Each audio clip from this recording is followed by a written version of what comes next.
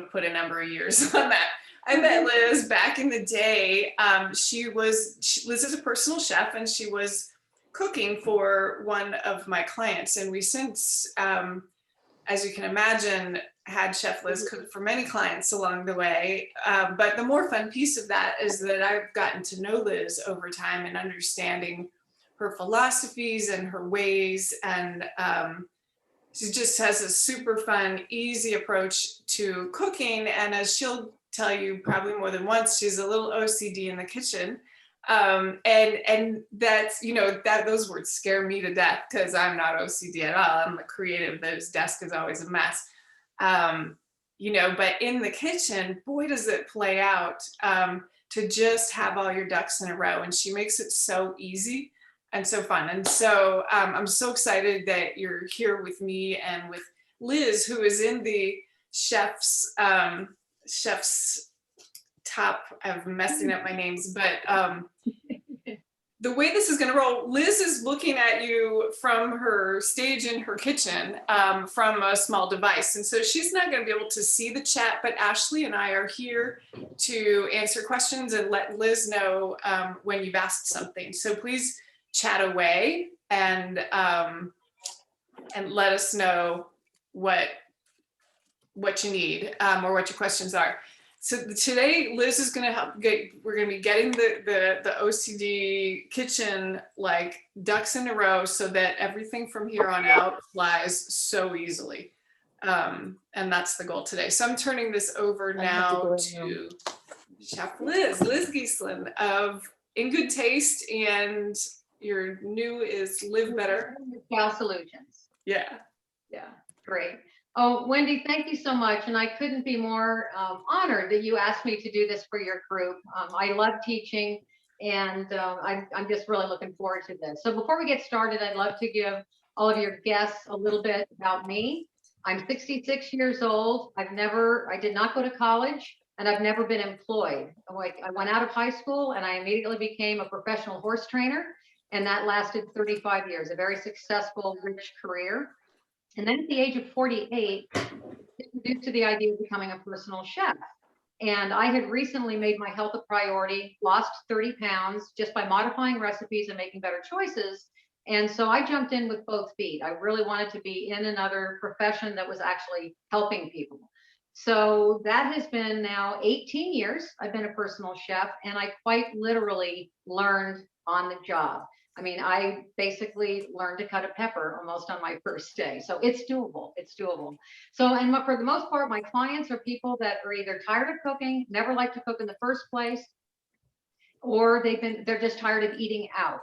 And it's a wide variety. I've cooked for elite athletes that are getting ready to be in a competition, to little old ladies that need to gain weight, and for families that have 5 to 10 food allergies. So I've done everything in between, and have really been a work in progress, and have educated myself over that time. Also, disclaimer, I am not culinary trained. I am ServSafe certified, and I just surrounded myself with very successful personal chefs in the beginning that I sort of got mentored with. So that's a little bit about me.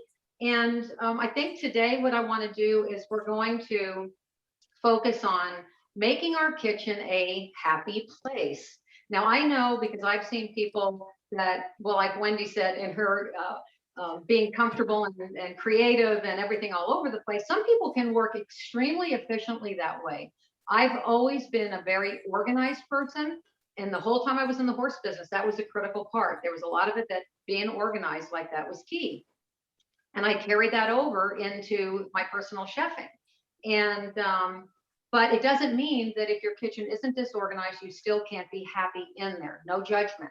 But I know for myself, I think when it's a place where you enjoy working in, then things will be less stressful. And I think Wendy did say that I did send you this what's for dinner little outline. This is something I actually used too when I was giving cooking classes, but kind of gives you something to kind of chuckle about. There might be comments about, you decide what to do, so you do nothing. Or too many online recipe distractions and planning, so you do nothing. So I won't go over this whole thing, but that's just some kind of good food for thought. So Anyway, so the first thing that we want to talk about is, before I get into the tools, is I'd like to talk about just your kitchen space. I know for me, you can't see my whole kitchen, but it's a rectangle, and I've got an L-shaped area with a sink in part of the L. In fact, where my tripod is, it's to the right of my sink. And then I've got my cooktop and then some counter space on the right-hand side. And then on the opposite corner, so it's on the opposite corner, is another nice triangle or L-shaped counter space. Well, there's a lot of acreage in between. I mean, it's big. It's you know, and it's a condo. It's not a big condo, but there's a lot of acreage here. If I didn't have this island that is in the center here, this kitchen would be totally inefficient. So this is my workhorse, and it makes everything in my area just easy to pivot around. And in fact, on my Better Lifestyle Solutions website, I think my very first blog post was about this island. I hunted, found it. I actually, you know, put it together myself. It's an excellent quality, but I mean, the drawer, all my bowls and different prepping things are in there, and it just makes it very, very efficient. So I think when you look at your space, if there's things that you can shuffle around, or maybe you have silverware in one drawer that really could be moved to another one so you could have things more efficient to where you're actually working, you know, just kind of be open-minded about seeing if you're frustrated with where certain things are. So that, I think, is you know, a good place to start. Second of all, if you have things on your counter, for me, the quintessential thing is the big knife block. Okay. If you use all those knives that are in the knife block and it warrants, you know, the real estate on your counter space, use it. That's great. For me, what I learned with the personal chefing is that you only need 3 knives, really. A serrated knife, great for bread, of course, and tomatoes. This is my chef knife. I use a Santoku, which is the snub nose. I really wanted to be able to use that nice big 10-inch long chef knife like Emeril and all those people use, but I'm short, and the angle of my arm, I just am better off with a shorter blade. This is, I think, an 8-inch. And then a paring knife. That's it. That is literally all you need. So, and how I really came about all these little tricks that I'm going to show you is the first 9 years I cooked for my clients, I cooked in their homes, and I brought everything with me in totes, and, you know, of course, the groceries, all the tools that I would need to cook, the containers, the cleanup equipment. So I got very efficient because, you know, there were times you're dragging something into somebody's house and you've got to wheel your little cart through snow. So, you know, being efficient really stemmed from that point. And then consequently, my kitchen at home became much more efficient once I really started now cooking in my home instead of my clients. So now what I want to do is let's start going through, and also if there's questions as you guys go, please don't hesitate to interrupt me, or, you know, tell the gals you've got a question. I really do want to encourage you guys to be interactive. So what I'm going to do is I'm going to get started now with some of my favorite tools that I use that have really are a big bang for their buck. And I'm going to start with this EVO oil sprayer. This is fantastic. Now there is, you know, you do have the kitchen tool resources with links there so you can see what they are. They do make this one in a container that's not stainless steel. Kind of like the stainless steel ones, but I know that the other in this brand have gotten really good reviews. Some time, and it really, really works well. What's nice is, like, after I've drained pasta, I can just give this like a little mist and then toss it around instead of taking the jug and then, you know, putting on too much. It really allows you to kind of gauge how much you're putting on. So this little guy is great. Okay. Now my next favorite, and this I'll tell you, I found this. I have my best friend that lives in California. She has ALS, and she was still living in her home. She's had it now 9 years, and she was still able to cook and everything, but her hands were getting hard for holding a knife. So I found this online. This is called the Chef'n Chop. And it's just 3 pieces, the lid, the knife, and then the bowl. Now I take that back. There is a lid. They have a lid that does go on top of this. It's in the drawer. You didn't need to see that, and I never store food in this, but you could if you wanted. So what this little guy does is snaps on, and then there's a handle. So she was able to grab the handle with her hand and then pull and chop. And I'll be using this in one of the recipes, probably on either the second or the third time. I'll be using this to show, but this little guy is worth its weight in gold for me. I mean, pop of onion just kind of quartered up in there, 8 good pulls. You've got totally diced onion. It's really great. Plus that helps with the crying factor. So, okay. So the next one, here's my other favorite. Oh my God. Well, they're all my favorites. This is an immersion blender. Okay. Or they call it a stick blender. And again, I did a review on, I had a Cuisinart, it died. And then I bought a KitchenAid, and then I discovered what made the KitchenAid superior from the construction that it has.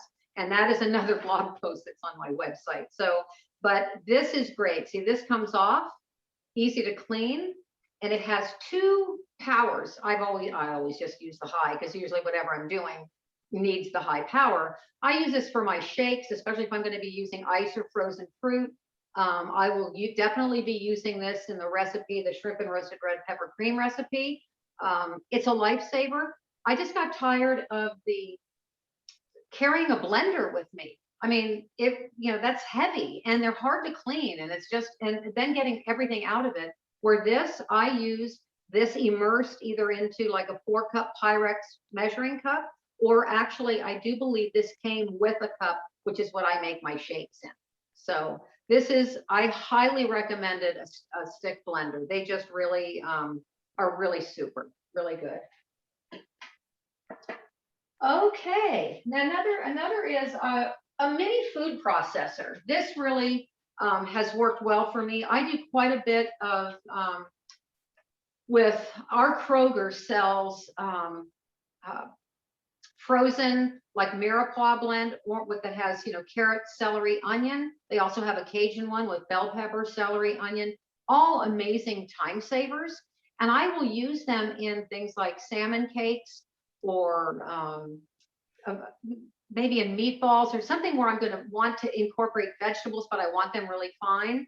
And this guy, after they've been thawed, I put them in here and pulverize it, and it works beautifully. So I use this a lot for just the small tasks.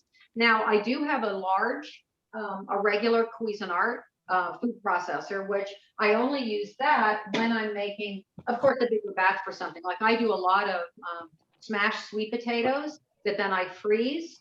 And so I'll roast the potatoes, and then I'll put those in the big Cuisinart, of course, because I'm making a big batch of things. But that little Cuisinart has been really handy for me too. It really has. Okay, now this has been a lifesaver for me, and this is my favorite skillet of all times. Okay, it's a Scan Pan, and let me tell you why I had to do the research to find this. First of all, we all know it's much nicer to cook on gas, right? Well, when I was cooking for my clients, I mean, maybe a third of them had a gas stove. So electric, what happens on these on these glass tops, pans, and I'm telling you, even the ones that you can buy at Sur La Table and all of those, every single one that I had, and boy, I have gone through them all. Trust me, they all warp. And so consequently, your pan isn't sitting, you got a hot spot in the middle, and it's just frustrating. So this is my favorite. I love it because it's got the double handles instead of one great big handle, makes it easier to store in my cabinet. And it really I can do easily a dish in this that serves 6, sometimes 8, depending what it is. It's plenty big, and it's just wonderful. And the surface non-stick, but it's all aluminum. They're made in Denmark, I believe. Liz, But you can't. do you know if that works on induction? That's a really good question, Wendy, because I was going to check that. I know that Scan Pan does make an induction one. I don't know that mine does, but I do know that they've got quite a lineup, and they're just really high quality. And if you're just going to buy one good thing, that's the thing. It's instead of having a bunch of things that are mediocre quality, just get a couple that are really good. That's what I did. Is I just pared down, gave the stuff to the Goodwill that wasn't really doing the job for me. But I do believe, yes, that they have an induction variety. But I mean, get yourself a pan that you like to use that's going to work with you on whatever cook surface that you've got. Yeah, these are the bomb. I have their fry pans, and like other Teflon pans, you have to throw out after a year or two. And these, I had one for 10 years, and then it was time for it to Right. die. Well, But the Teflon can chip and come off, and yeah. These are really good, really good. Well, and they do carry that brand at Sur La Table in. In fact, my husband was really cute because after, this has been about 3 years ago, but after I got this pan and was so happy for my birthday, he got they were on sale. And what was nice is it was just the exact pieces that I would use. It wasn't like, oh geez, he's gotten me 6 things that I never used. They were, all the nice stock pot and the small fry pan, the 2 different small fry pans. They're just perfect. I love them. Yeah. Good. Thank you. Okay, so but really good question. I'm glad that you asked that because I was thinking about that the other day. So these are another big favorite of mine, and these are the silicone muffin cups. And I've got these that I got online. I think the link is in there, but also Sur La Table has some. I've got some from there in here as well, because there's times that I need more than just the 6 that I've got here in something that I'm doing. And these work for everything from regular muffins. Okay, I do a lot of different protein muffins and such, but I make meatloaf muffins. Instead of like making a meatloaf, then portioning it and cutting it, I'll actually portion into here. And then when it's cooled, you can still slice it. And it's a perfect portion of meatloaf. Also, I don't know how many of you know this, but I also had clients that had me make them their steel cut oats. And I would then freeze the steel cut oats in here. Then you just peel it out after it's frozen. And then I would just pop them in as big freezer Ziploc, and they toss them in the freezer. And then, enjoy, just thaw it, eat it, add their milk, almond milk or whatever, and there's breakfast. It's already done. So these are really, really a lifesaver. And I, of course, have both sizes, both the, the regular baking cup size and then these big jumbo ones. They're just wonderful. Clean up beautifully. Okay, all right. For all of you out there that went ahead and purchased that spiralizer that's sitting underneath your counter, all of you that like the zoodles, because when we want to cut back on pasta, I love pasta, these peelers are the bomb. You can get these at Bed Bath & Beyond. They're the same price there as they are, I think, online. But one is a regular peeler. And what's nice about this is it actually peels both directions. So you can like go back and forth on your potato or your carrot. And then this has little tiny teeth in it. So it makes your little julienne. So it'll make your zoodles. So what I do with the zucchini, I go down, turn it, go down, turn it, go down 4 times. And you have the center, which is really the pithy area with the seeds in it. It doesn't really have all that much nutrition. And I just toss that. And this is just fabulous. So this works really, really well. My sister who lives in Australia, she and her husband, they did buy a zoodler. And first of all, it was big and awkward. And then when she came to visit me and she bought this, loved it. And the next time she came out, she goes, I'm just going to get another pair just in case. I don't ever want it to wear out. So these, I just love these. And what's nice is you can like do this to carrot strips and then chop them up, put them in your salad.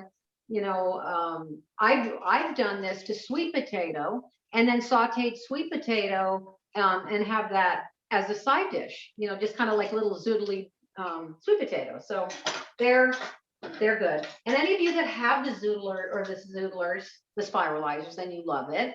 That's okay. But for those of you that are frustrated, or you got one that was inferior, you might consider the Titan peelers. So, all right, the next one that I use all the time too, because it's so easy to portion, are these scoops. They're called cookie scoops. And those of you that bake and make cookies, I'm sure you are aware of these. I was very happy. I'm not a baker. I'm a by gosh or by golly cook. So these are fabulous. I use this smaller one when I make my what I call my mini muffins, and it just scoops on the batter, pops. I pop them in those little. I have actually a tray that has muffin size that's even smaller than this. So a silicone tray. And so this works great for my like mini bite-sized muffins. I use the bigger one, and this one, depending on what I'm making the meatballs for, they're just time savers. Everything comes out uniform, easy to clean. And these, I believe, are the OXO brand, which are really a good. Yes, I do believe that these are OXO, which is very, very common, good brand. Okay, so we got the cookie scoops done. Okay, the cutting mats. Okay, this is something that Wendy and I talked about this the other day. Is these are really not only handy, but from a food safety standpoint, really a good idea.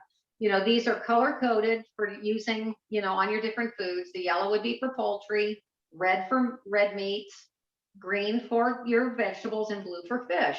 And then that way, when you're finished, let's say you cut up some fish, you just toss that in the sink, then you're going to cut up some vegetables, you've got your green one, instead of taking one board washing.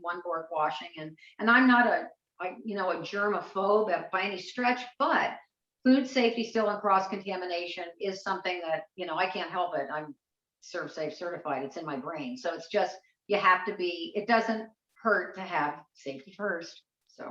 So these are really handy, and you can get these Bed Bath & Beyond, and the thing is after a while, these are a little bit of a thicker one. They have thinner ones. The thinner ones I had, they last depending on how much you're using them. Mine 6 months, a year. But if you're not cooking as much as I am, they probably last longer. But toss them and get a new set. They're not that expensive. So, okay. Now this is just sort of a little small cup, but I really like it. Again, it's an OXO, and it's a 4 ounce or 4 tablespoon, 2 ounce measuring cup. And especially if I'm doing something like I'm making a marinade and it says, 1 tablespoon of this, and there's 3 like little tablespoon things. I just take the cup, pour, and then I just dump it in instead of just using a spoon. So this, I like it. I like to use this. And okay, so we talked about the island. That's on the list. So if you are, something that you think you might need an island, that company that I got this particular island from was incredible. Really good quality. You have to put it together. I did one day of taking all the pieces, parts, and then, putting them out and then assembling it the next day. But it's like a piece of furniture. It's first class, really nice. And last but not least, you really should have a digital thermometer. Okay, these are, and I looked online, and it sounds like this particular one you can't get anymore. It doesn't make any difference, but I did put a link in for one. But this one was kind of cute because it talks. Welcome, and then it has where you could punch in the temperature in case like you weren't sure, and it's like you could click for poultry, and of course the temperature for poultry to be cooked is 165. So a meat thermometer is a really good idea, especially with chicken. With red meats, of course, you can eat rare, medium rare, well done. But with your poultry, especially, you want to make sure that it is done. If you've got a big fat chicken breast, before you pull it out of the oven, it's kind of a good idea to check its temperature. So, okay, so before I kind of start going into just some ideas for things to have in your pantry, does anybody have anything that they want to ask about any of the tools or?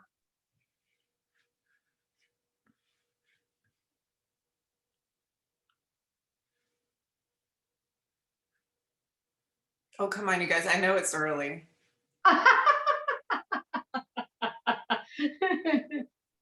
We got nothing. Michelle wants you to know she loves her Zoodler. I know. I saw that, I think earlier. She loves her Zoodler. That's fantastic. And that's great. If you've got one that you love and you're using it, fantastic. That's the whole thing, is find something that you like and that you're not frustrated by and that you're enjoying. Yes. Yeah, and you guys, when we open and stop for questions, feel free to unmute. We love to hear your voices and see your faces as this human thing. Gary, what Gary says, and actually, he had an oil sprayer and it was tough to clean. Any thoughts on that? Well, this particular one is easy. I mean, it's just, wait a second. I got it on kind of tight. Yeah, I need to use my little gripper to get the thing off. But Gary, this is just has one like thread in. And actually, to tell you the truth, if you're just keeping this filled with an olive oil, there isn't any reason that you need to, I think, clean it in between. This, of course, I would, the only exposure is the nozzle, and I think I would wipe it. But to be honest with you, I have never washed the inside of this because I keep it filled with the olive oil. And so it's basically not going to be something that's going to be getting contaminated. So I know that this one, if I were to clean it, would not be hard to clean. It's just the nozzle, and then of course the tube that goes down in. But it's a nice pressure. The way that it's constructed, it mists really nice, and it's great for like misting in the scan pan before you get started. And Kara is asking on food storage, will we review that sometime for fruits and veggies, especially? Yes. Yes. Yeah. That's kind of part of the whole where we learn to put things in the freezer and keep them forever, right? Exactly. Then, right. Perfect. Good. Okay. Well, I'm going to go over some of my favorite things that I use, not only for my clients but personally, and also some spice ideas. I know that I think that Wendy gave you my favorite spices and that sort of thing. I think the biggest key with seasoning is to be adventurous, because especially if all of you, you're watching what you're eating, and maybe you're eating a lot of fish or chicken and different things, and you get bored because it's the same old thing. And sometimes just switching up what seasonings that you use makes all the difference. I'll give you an example. Like for tilapia fillet, my husband and I eat that quite often. And quite often what I'll do is I'll make like a little tiny bit of oil and then a rub. And I really like, these are some Penzi spices, but I love this Northwoods. And of course, when you guys shop, if you're not cooking as much as I do, you don't need to buy the big bag. Buy a bottle of it, and it'll probably, for the length of time you're going to use it, it'll stay fresh and great. And really, these blends are going to stay fresh for a long time. Your dried herbs, if you're not going to use them for a long time, they will just, I mean, they're not going to hurt you, obviously, but they're just not going to stay as flavorful if they're, a year plus old. They just aren't. So, but anyway, so I would take a little bit of oil, sprinkle some of the seasoning that you like, and stir it up. And then I just would sort of smear that on top of the tilapia fillet, and delicious. I mean, just really a great flavor. And then the other day I went to, here's another one of my favorites, and I think I might have shown this. Oh my goodness. This is and I think it's all the rage now. I think Trader Joe's has a brand, or their own brand of it, but this everything bagel seasoning, this on top of avocado. I have it in one of my Olay extreme wellness wraps for breakfast. Delicious. So the other night, or one of the other days when I did tilapia for my husband and I just used this on it, and it was a whole nother flavor. And Joe loved it. I loved it. And so I think just sometimes experimenting with different seasonings can just kick it up a notch and just make it seem different than just that same old chicken breast or same old pork tenderloin, whatever. So anyway, so that's some of my favorites. So I want to go over some of my pantry favorites. I did the list for you guys. I love having capers, olives, green chilies, roasted red peppers, artichoke hearts, marinara sauce, tomatoes, beans. I love them all. I always feel sorry for when I do my new client interviews and I have them fill out a questionnaire, and when they check that they don't like beans, I get very sad because I love them. So, and then of course, rice, I use long grain brown rice, and then arborio, because I do make a lot of risottos too. And quinoa. I mean, if you guys haven't used quinoa before, become adventurous. It's really delicious. It's great as a something savory and great as something for breakfast. In fact, yesterday for breakfast, of course, I eat savory breakfast. I had some quinoa with some chopped avocado in it, and then a drizzle of Trader Joe's Green Dragon sauce. Oh my goodness, it was so delicious. And you're getting your protein and of course the good healthy fats from the avocado and the little bit of zip to get you going with the hot sauce. And also for people that like couscous, you know, I always try to tell people to swap in something more nutritious for what you're already using. So I have clients that love couscous. Trader Joe's has a wonderful whole wheat couscous. So that is a really good thing to have on hand. And of course, having gluten-free options as well. I love the Mary's Gone crackers, gluten-free crackers. But I noticed at Costco, they haven't had them the last couple times, and I've been using their Crunch Master. Oh my goodness, I love them. So the Crunch Masters are basically the same idea as Mary's Gone crackers, delicious. And again, for breakfast, I will sometimes line up like 8 little crackers, and I'll spoon out a half of an avocado onto those 8 crackers, and I'm getting that crunch, that creaminess. Well, no, actually, I don't use the bagel seasoning on top of that because the Crunch Master has just a touch of salt in it, so it really, really is good. But those are great gluten-free crackers, and what's nice with those crackers is I'll pulverize them. I have another spice. Actually, it broke. I have to get another one. A bean coffee grinder, and I'll pulverize those crackers and make those as gluten-free breadcrumbs for different things. I'll use that on tilapia mixed with, of course, so actually Wendy knows. In fact, I'll probably do the pecan crunch salmon while on the show, but I'll mix that with crushed pecans and seasonings and press that and make it into a delicious topping for salmon. So, which is good. And then I love, for the peanut butter, my favorite now is the Santa Cruz Organic. They have it in the kind you have to stir, but they also have a no stir dark roast. They're both dark roasted, but and our Kroger actually sells it, but I got my first time experience getting it from Whole Foods, but really delicious. So now pastas. So that's because I don't know.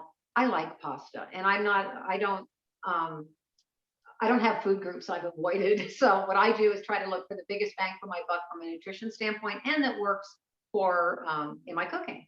So these are some things that are really good. I'm going to show you some gluten-free. Besides the gluten-free brands, the gluten-free styles like made with red lentils, with chickpeas. There again, I did a big gluten-free pasta showdown with a video and all my results. That too is a blog post on my website. But I first started out with this Ronzini gluten-free, and this really performs. See, for me, with my clients, it has to perform where I've cooked it, it's frozen, and it's reheated, and it still has integrity. Because some of them, they don't. And what's good is I've got a great gluten-free client I've been cooking for 15 years, and I put him through the ringer. I said, okay, let's try this, see if this one holds up. And he'll say, tasted fine, but kind of went. But, you know, he ate it anyway, but he's given me good feedback. Santa Cruz, The dark roasted. Yeah, it's delicious. It just really is good, really good. But which one? The Santa Cruz, the first one I got was the no stir, which is really easier because you can't keep it on the shelf. And of course, so then it has a little bit, I think, of palm oil or something in that keeps it so you can keep it on the shelf, but it is organic. But I have the one that you have to stir, and it's in the fridge, so it's harder, but they both taste delicious. And I think that the dark roasted, I don't think that there's a light or a dark. It just says dark roasted. Yeah. So yeah, you'll really, really love it. Okay, now when I make lasagna, I don't like a lasagna that has like tons of pasta in it. I want it more where you've got the pasta holding it together, but it's not the main player. So I have loved using these Barilla oven ready sheets. These are great. And boy, was my gluten-free client happy when he could have lasagna again when they finally started making one that's gluten-free. Now, unlike Barilla Plus that I'll show you in a minute, basically these are not, I'm not going to say that these have a big nutritional bang for your buck. They're just going to act as a noodle. It's not something that you're going to incorporate because it's extra nutritious. It's basically primarily made with corn and some rice. So, but I'll tell you, I have had events where I've made food and I've made lasagnas because I'm not sure if everyone's gluten free or not.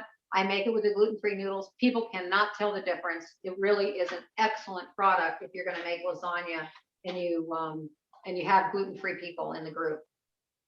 But this is my all-time favorite tasting pasta ever, and that's this Barilla Plus. I've been using this since I started. And what's so great about this is it really is it's nutritious. It really is. And it's made with, of course, wheat, but it also has lentil flour, pea protein, chickpea flour, barley flour, and spelt flour.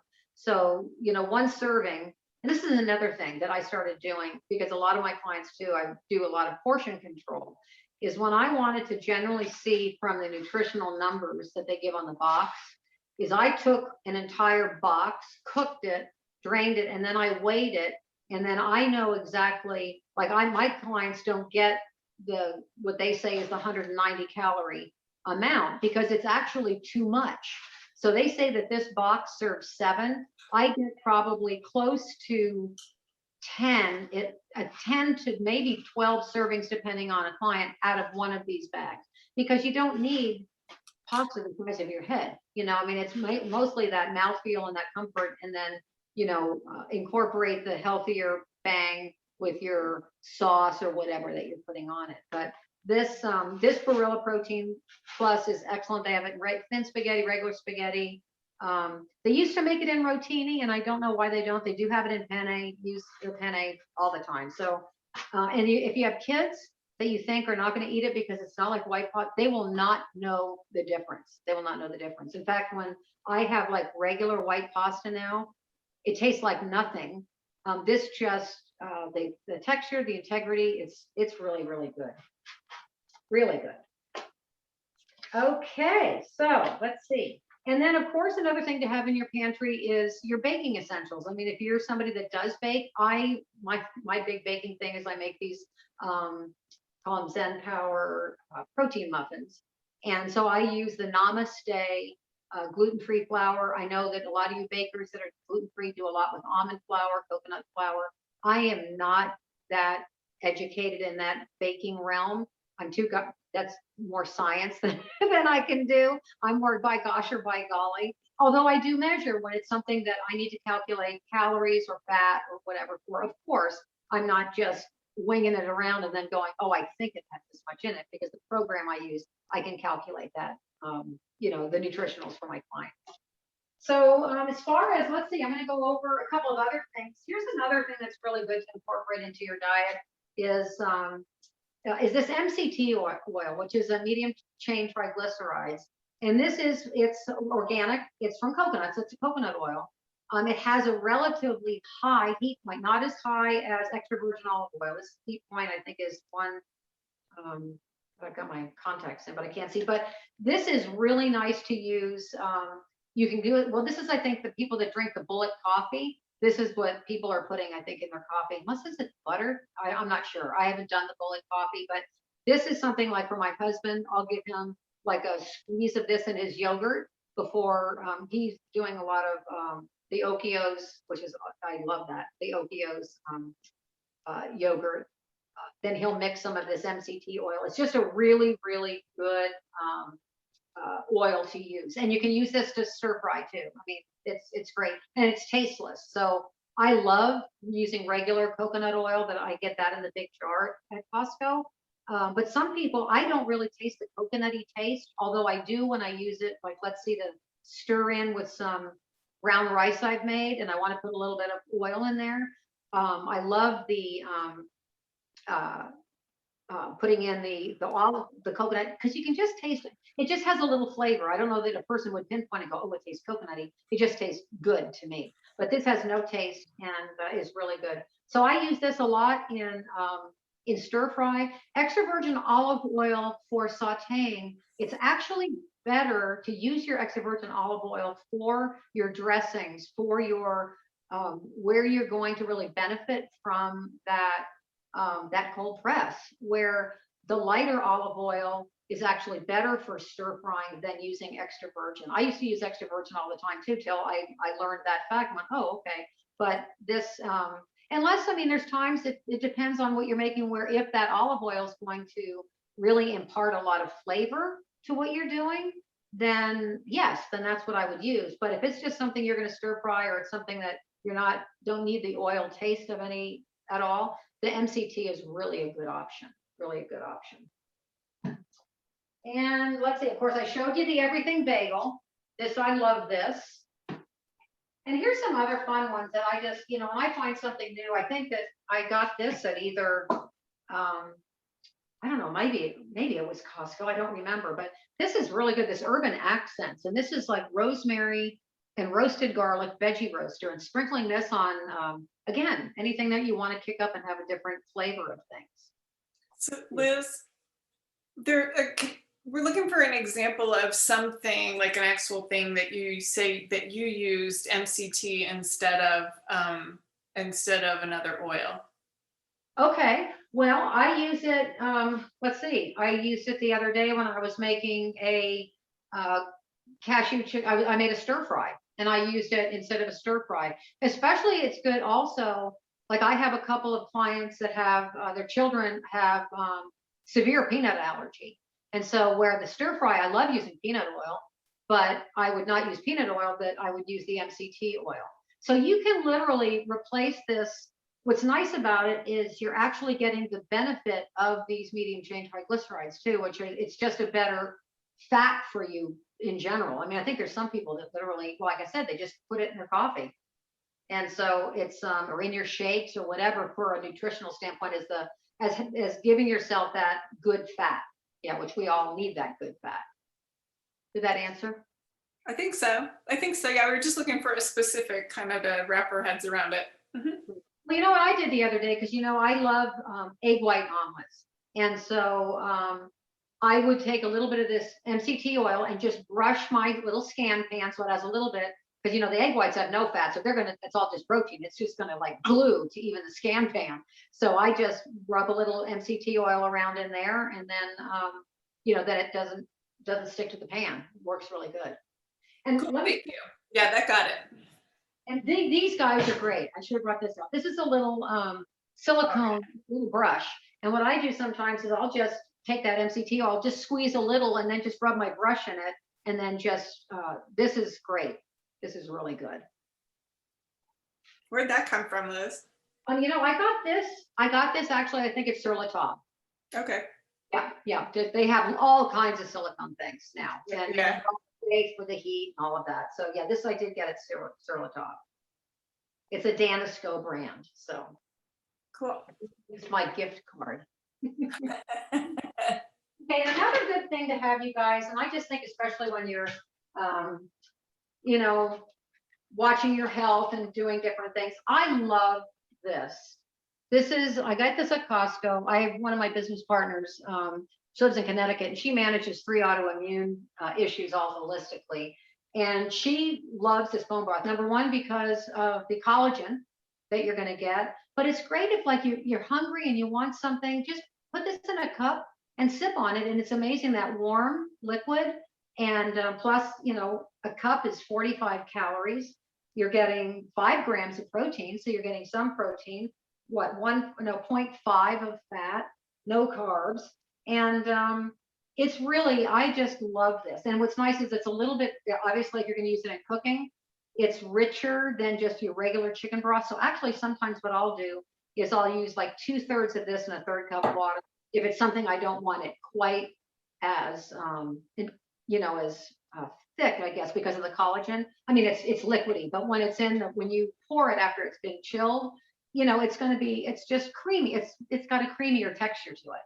So, but this is really good to have on hand. I highly recommend having some kind of bone broth to just, especially take the edge off of your hunger craving. You know, have a cup that you think you're going to be starving for dinner. You know, have a cup of broth, and then, you know, then dinner might not be, you know, won't go be so ravenous. Yes. Okay, and then of course, I did show you some of my Kenzie's. I have some, I love the sandwich sprinkle.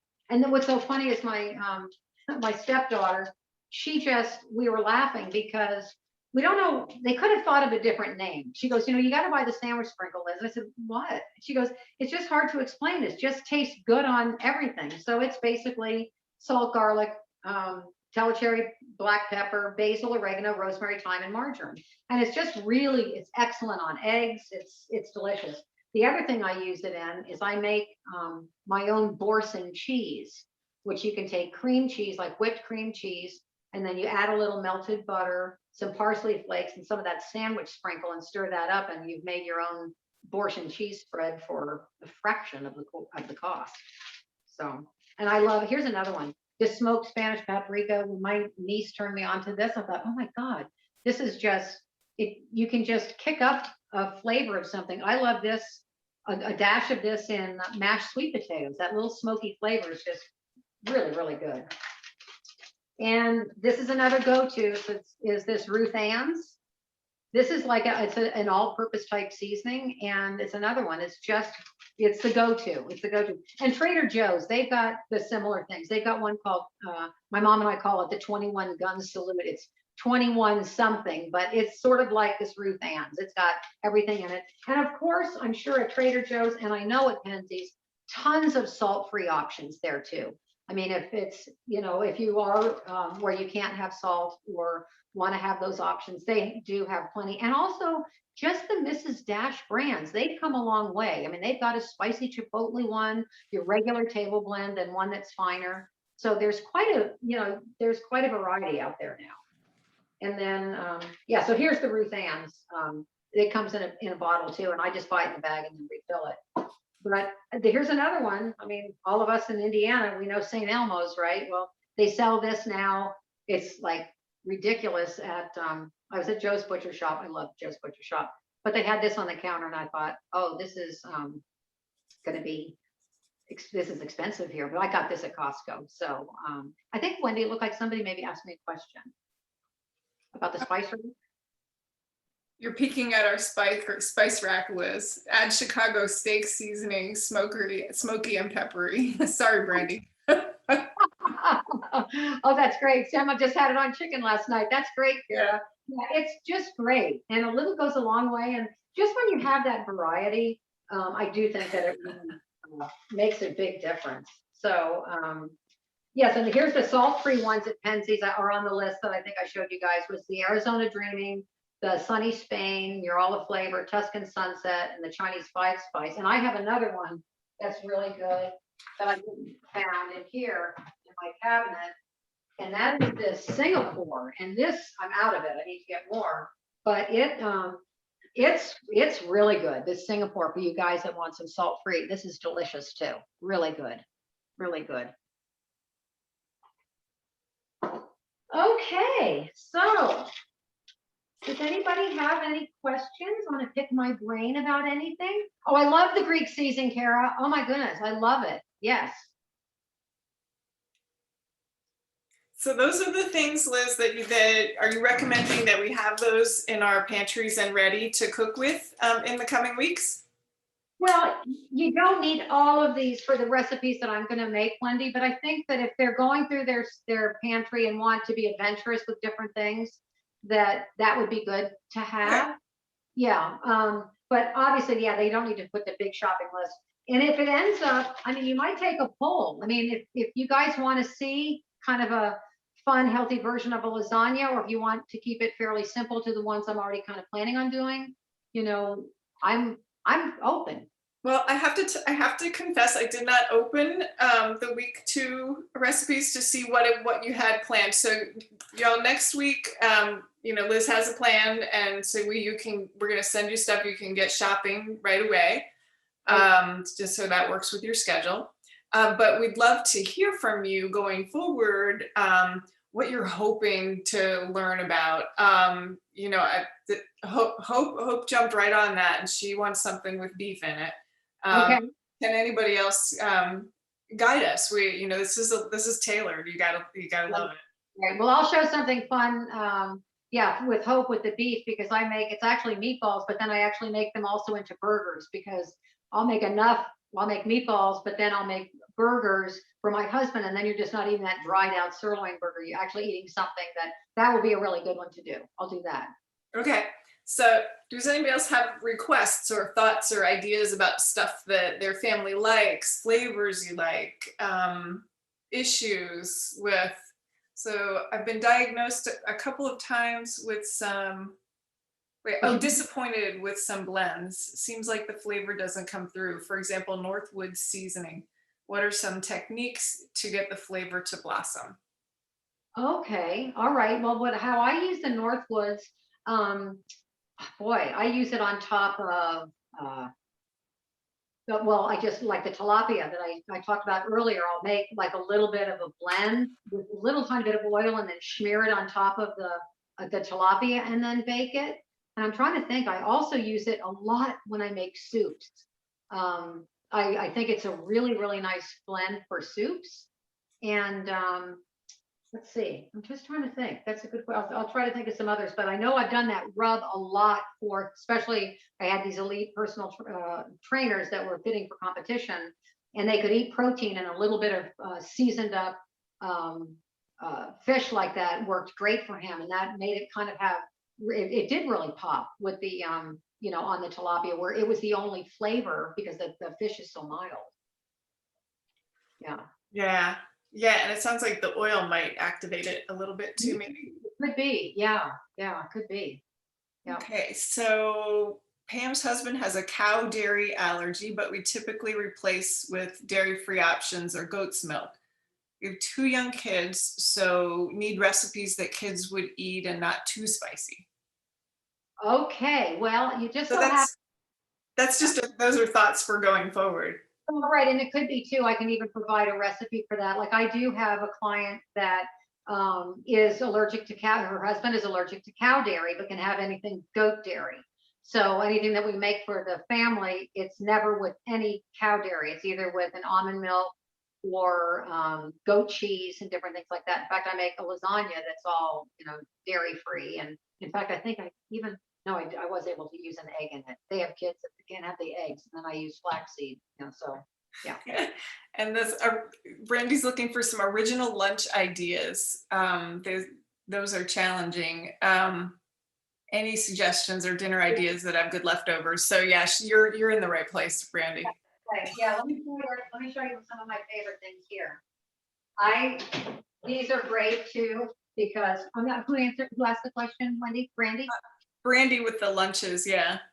Okay, Brandy, these are fantastic. These are the Olay Extreme Wellness, okay?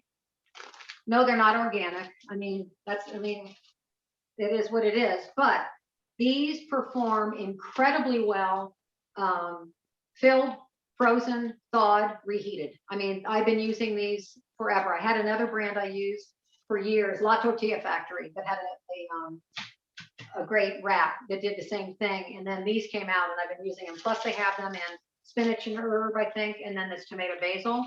I make fillings. Oh, I've got different things, different recipes that I fill. Maybe that's what I'll do, is I'll do that Greek turkey wrap filling. And then, yeah, and then those are the bomb for lunches. And yeah, I make Southwest chicken burritos. I make bean and meat burritos, and those are great. Plus I make salmon cakes. Salmon cakes are great for lunches. Yeah, does that make sense? Yeah, awesome. Yeah, and again, just to get your wheels turning going forward. Sarah says she's struggling to find recipes for chuck roast. She prefers to cook it in the crock pot, but is open to any ideas for how to prepare it. Yeah, chuck roast is, that cut of meat needs to be cooked low and slow, crock pot or in the oven, low and slow. Typically with the chuck roast, the only thing that I use for my clients is when I make pot roast.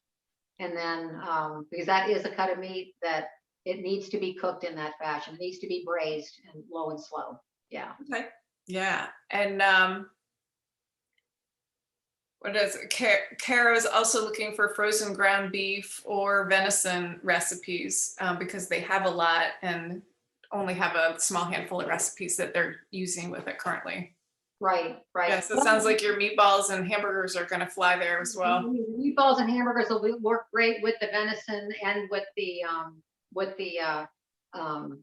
ground beef for sure. And also some of the recipes that I am going to show, like if I make the Greek turkey wrap filling, you could incorporate and do that with the beef too. So I think when you see that, that's what I always do is I think, you know, use what you have and just not be afraid of thinking, well, if this says use ground turkey, well, let's go with ground beef and give it a go, and vice versa. I mean, that's kind of the joy.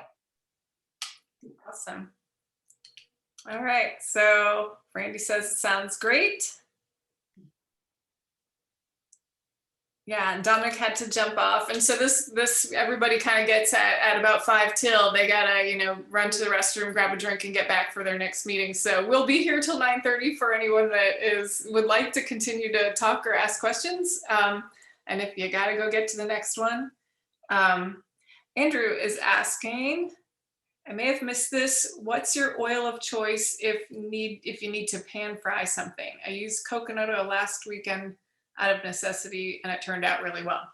Yeah, coconut oil is fantastic. I use that most of the time, but I've also been now, you know, it's funny. This was in another cabinet across the kitchen. I thought, oh, I need to have it over here so when I'm cooking, I can use it. So yeah, but regular coconut oil, perfect is good. Then I have some things, depending on the flavor, that I'll use a little bit of butter because that flavor needs to incorporate. But remember, butter's going to burn quick. So, you know, but if you're just going to pan fry something from a health standpoint, your coconut oil or your olive oils are superior. Yeah. Great. Brandy said this has been great. I have to jump off. I'll see you next week. Okay, great. Good. Good. All right. Speak now, or we'll see you next week. So how this is going to work? I'm gonna. What are we cooking next week, Liz? That's what I think I'm going to do shrimp and roasted red pepper cream and orzo with asparagus, mushrooms, and sun-dried tomatoes. Fabulous, fabulous. So you'll be getting those recipes and the recording just as soon as the recording percolates, and we have a break to hit the email address. And now, Wendy, were you able to see everything okay here? Yeah, I think so. Good. And then what I'm thinking is then I'm just going to, while I've got you on the Zoom, I'm just going to see when I turn, I'm just thinking, can you see me now by the stove? Yeah. Okay. Because it's so funny with my camera, I can just see my picture in a little tiny place. And so I just wanted to make sure that, yeah. that you know. Yeah. I'll send you the recording too, and then you can see what we were able to see. Okay, great. Well, and the thing too is it's not like, I mean, I'll be talking, so it's not like they need to see it like 100% in the skillet. Yeah. Right. Yeah. I think we can interpret. Exactly. All right. All righty. Well, this was fun. Oh, Kara says, when do we get the recipe for next week? I think I just answered that. This afternoon, Kara. Yeah. I won't commit to an hour. I'll mess that up. Good. Okay. All right. Well, thank you, Liz. We will see you bright and early and ready. We're going to be ready to cook with you on Monday morning, or we may just like bring you to dinner prep and cook with you on the video afterwards next week. We'll just see how that plays out. Good. Right. Okay, great. Well, thank you very much, Wendy. And you guys all have a fabulous day. Thank you. Have a great day. Thanks, Wendy. Bye-bye. Thanks, Andrew. Bye. Bye-bye.